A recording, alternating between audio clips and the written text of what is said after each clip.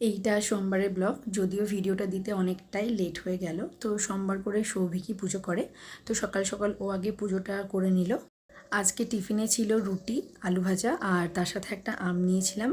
এরপরে মাম্মাকে স্নান করিয়ে আমিও স্নান করে নিয়েছিলাম, আর যেটুকু স্কিন কেয়ার না করলেই না সেইটুকুই করেছিলাম, কারণ বাইরে আজকে প্রচণ্ড গরম।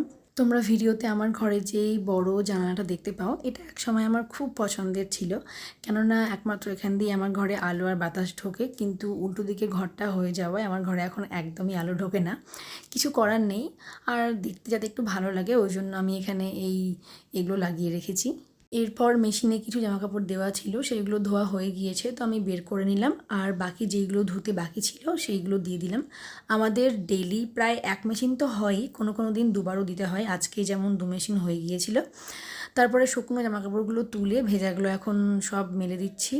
নিচে এসে খেয়েছিলাম 1 গ্লাস লেবু জল শরবত, কেননা আজকে প্রচণ্ড গরম ছিল, তো সবার জন্যই বানিয়েছিলাম।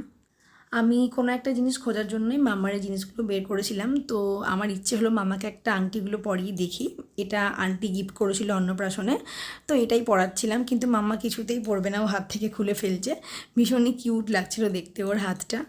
আজকে দুপুরের মেনুতে ছিল ঝিঙে পোস্ত, ডাঁটা, ডাল, সকালের একটু আলু ভাজা ছিল, আমের চাটনি, বাঁধাকপি, আর আন্টি দিয়েছিল একটু পনির। তো এইগুলোই ছিল দুপুরে। আর এই চিপসটা এটা আমার বাড়িতেই বানিয়েছে, বাদাম আলুর চিপস, চিড়ে ভাজা, তারপরে কারি পাতা, এইসব চাট মশলা টশলা দিয়ে মা এটা বাড়িতে বানিয়েছে, খুব ভালো হয়েছিল খেতে। সৌভিক যেহেতু বেশ কয়েকদিন থেকে রাত্রে রুটি খাচ্ছে, ওই জন্য এটা আমি আজকে বিকেলেই বানিয়ে রেখেছিলাম। আর অনেক দিন পরে আমি খেয়েছিলাম আজকে দুধ চা, আর তার সাথে চিনি ভরা রুটি। এটা খেতে আমার প্রচণ্ড ভালো লাগে, কার কার ভালো লাগে কমেন্টে জানিও।